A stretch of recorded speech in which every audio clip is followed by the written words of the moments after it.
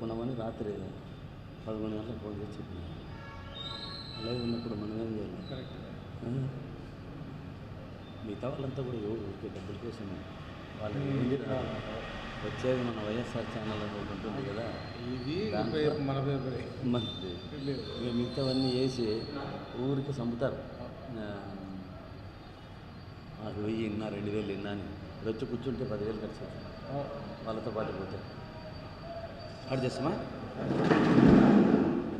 Fan ఆఫ్లో ఉన్నాయి కదా.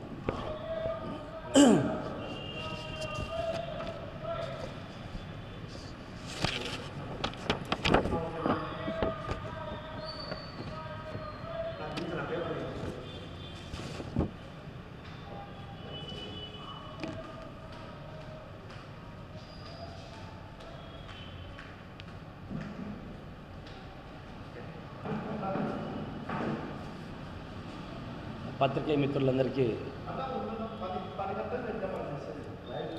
లైవ్ ఇది చెప్తే కదా చిన్నది ఇంకా 10 అయింది కదా, ఆల్రెడీ ఉన్నారు. ఇప్పుడు ఫోటోను ఎవరు మన వైఎస్ఆర్ ఛానల్ అది రాలేదా మరేసుకుంటారు లైట్. ఓకే పత్రికా మిత్రులందరికీ నమస్కారం. నిన్న జరిగినటువంటి మన తూర్పుగోదావరి జిల్లాలో ద్రాక్షారామంలో సప్త గోదావరి తీరంలో కాపాలేశ్వర స్వామి లింగాన్ని కొంతమంది దుండగులు నిన్న అక్కడ దాన్నంతా భిన్నం చేయడం జరిగింది. మనము ఈ కూటమి ప్రభుత్వంలో చూసుకుంటూ పోతే ఈ కూటమి ప్రభుత్వంలో సనాతన ధర్మ పరిరక్షకుడు కానీ, అదేవిధంగా కూటమి నేతలు చంద్రబాబు నాయుడు గారు కానీ, మిగతా వాళ్ళంతా బీజేపీ వాళ్ళు కూడా వాళ్ళు చోద్యం చూస్తున్నారు. వీళ్ళు సనాతన ధర్మ ముసుగులో ఉన్నటువంటి సనాతన ధర్మ విఘాతకులు అని వీళ్ళందరినీ మనము పరిగణలోకి తీసుకోవచ్చు. ఎందుకంటే ఈ ద్రాక్షారామం అనేది ఒక గొప్ప శివక్షేత్రంగా మనము చూస్తూ ఉంటాం. దీన్ని మనము దక్షిణ కాశీ అని కూడా అంటారు. ఇది పాంచారామ క్షేత్రాలలో ఒకటి. అదేవిధంగా ఇక్కడ మనము 18 దివ్య దేశాలలో కూడా ఒకటి ప్రతీతి.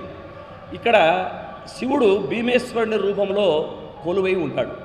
ఈ యొక్క ఆలయం వాస్తుపరంగా కళాపరంగా కానీ చాలా ప్రశస్తమైనది మన రాష్ట్రంలో. ఇటువంటి ద్రాక్షారామంలో అనేక తీర్థాలు కూడా ఉన్నాయి. ఇక్కడ కుమారధార అనేటువంటిది, అదేవిధంగా ధర్మధార, సూర్యధార, చక్రధార, ఇంద్రధార. ఈ ఆలయము అంత ప్రశస్తమైన ఆలయం. ఈ ఆలయము 14 అడుగుల ఎత్తు స్వయంభూలింగము. ఇది స్వర్ణ స్ఫటికలింగంగా మనం పరిగణిస్తూ ఉంటాం. ఈ ఆలయంలో ముందుగా స్వామివారి పాదాలను దర్శనం చేసుకొని మరి స్వామివారి తలను మనము దేహాన్ని కూడా చూడవలసి వస్తుంది. ఈ ఆలయము చాలా పురాతనమైనది. 1000 సంవత్సరాలు అయినటువంటి అశ్వత్థ వృక్షము కూడా ఈ ఆలయములో ఉన్నది అన్నది మనం అంతా గమనించాలి. ఈ ద్రాక్షారామం అనగా దక్ష ప్రజాపతి గారు అంటే శివుని మన సాక్షాత్తు శంకరుని వాళ్ళ మామగారు, ఆయన యజ్ఞము చేసిన స్థలం, ఆయన నివాస స్థలం. అటువంటి ఈ ఆలయాన్ని శివ పంచాయతీలలో ఒకటి, 18 శక్తిపీఠాలలో కూడా ఈ ఆలయం ఒకటి అన్నది రాష్ట్ర ప్రజలందరికీ కూడా తెలిసిన విషయం. దీని గురించి కూడా చాలా కాశీకంతే కూడా చాలా ప్రశస్తమైనది ఒక చిన్న పద్యం కూడా ఉంది. అంబ పార్వతి నా తోడ ఆనతిచ్చే కాశీ యొక్కడు క్షేత్ర సంగమములోన కాశీ కన్నను మెక్కుడు గౌరవము భోగ మోక్ష నివాసంబు దక్షవాటు అని ఈ యొక్క దీని గురించి మనము పురాణాలలో అంతా వింటూ ఉంటాం. అటువంటి క్షేత్రంలో ఈ కూటమి పాలకులకు దేవాలయాల సంరక్షణ కరువైనది అన్నది దాంట్లో ఏ అతిశయోక్తి లేదు. మనము గమనిస్తుంటాం. టీడీపీ ప్రభుత్వం వచ్చిన తర్వాత కానీ, ఈ కూటమి ప్రభుత్వం వచ్చిన తర్వాత కానీ గమనిస్తే హిందూ మన సాంప్రదాయాలకు కానీ, దేవాలయాలకు కానీ, దేవాలయాల భూములకు కానీ చాలా విఘాతము కలుగుతుంటుంది అన్న దాంట్లో అతిశయోక్తి లేదు అనేది మనమంతా గమనించాలి. దాదాపు చూస్తున్నాం పుష్కరాలలో 40 మంది చనిపోయారు. దాదాపు మనం అప్పుడు చంద్రబాబు నాయుడు గారు సీఎంగా ఉన్నప్పుడు పుష్కరాలలో 40 మంది. పోయిన ఏకాదశి వైకుంఠ ఏకాదశిలో మనం చూసాం. ఈ వైకుంఠ ఏకాదశి ఈ పుణ్య అయినటువంటి ఈరోజు పోయిన వైకుంఠ ఏకాదశికి దాదాపు 8 మంది తొక్కిసలాటలో చనిపోవడం జరిగింది. అదేవిధంగా సింహాచలంలో చూసాం, గోడ కూలి నాసి రకమైన గోడను కూల్చేసి దేవాదాయ శాఖ కానీ అక్కడ ఉన్నటువంటి ఇంజనీర్లు కానీ పట్టించుకోకుండా గోడ కూలి దాదాపు 8 మంది భక్తులు చనిపోవడం జరిగింది. అదే రకంగా చూస్తున్నాం ఆలయ విధ్వంసాలు. రాష్ట్రంలో ప్రతి ఒక్క చోట ఆలయ విధ్వంసాలు అయితేనేమి, ఆలయ హుండీల చోరీ అయితేనేమి, కదిరి కానీ ఇక్కడ ఇటువంటి సింగనమల కానీ అన్నవరంలో కానీ మన అహోబిలంలో కానీ ఇటువంటి పుణ్యక్షేత్రాలలో మనకు ఆలయాల దీంట్లో హుండీలు చోరీ జరుగుతున్నాయి, గమనించాలి అంతా కూడా. మళ్ళీ మన విజయవాడ నడిబొడ్డున పోయినసారి చంద్రబాబు నాయుడు గారు టీడీపీ ప్రభుత్వం వచ్చిన తర్వాత 40 దేవాలయాలు కూల్చిన హిందూ ద్రోహులు ఈ కూటమి ప్రభుత్వము, ఈ తెలుగుదేశం వారు అనేది బాగా గుర్తుపెట్టుకోవాలి.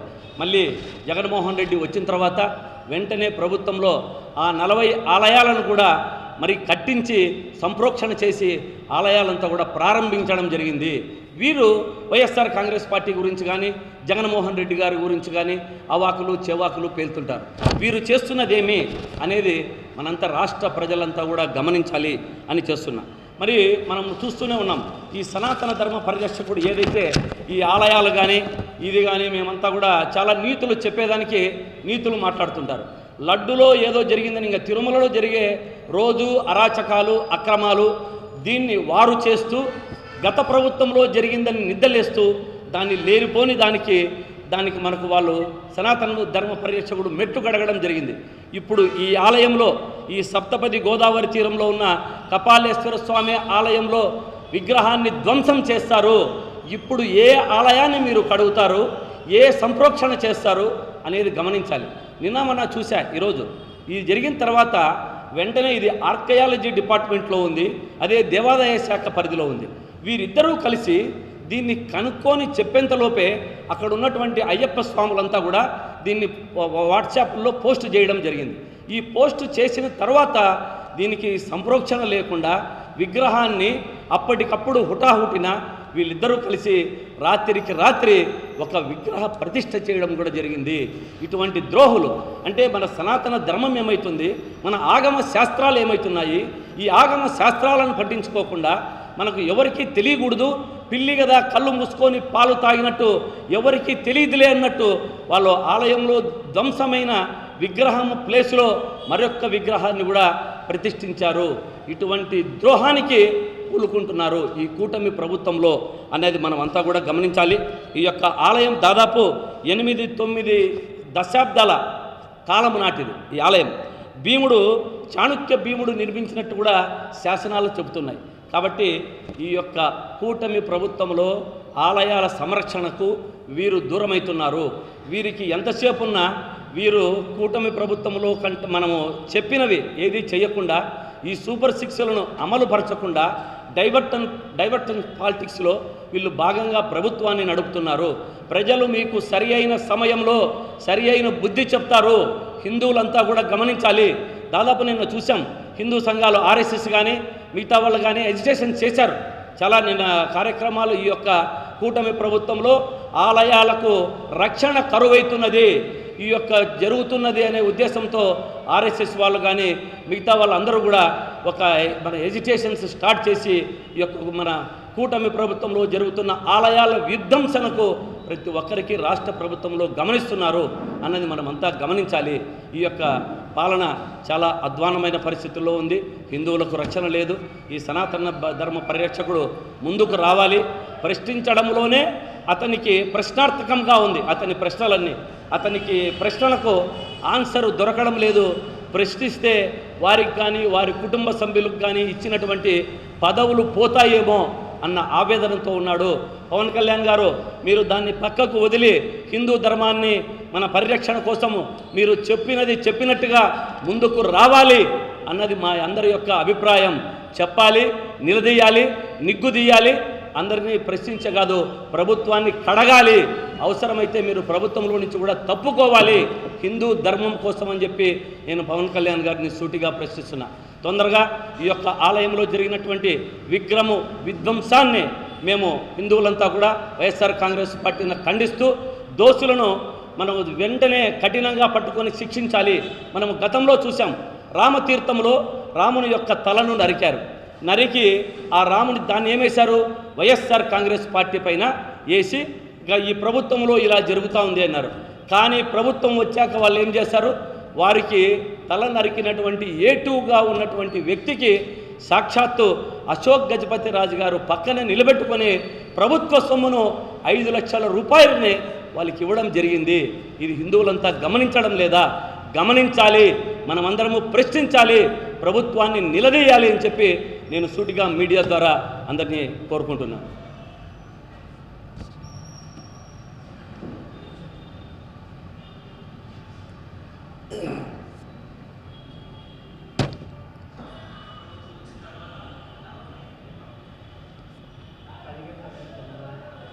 పదైంది ఆడ లైవ్ ఉంది కదా, నేనేం రెడీగా ఉంటుంది.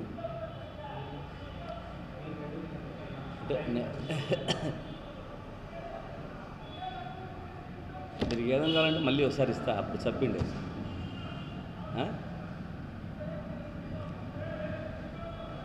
నేను అడిగినా ఫస్ట్ వస్తానే, మన ఛానల్ ఏది బాగా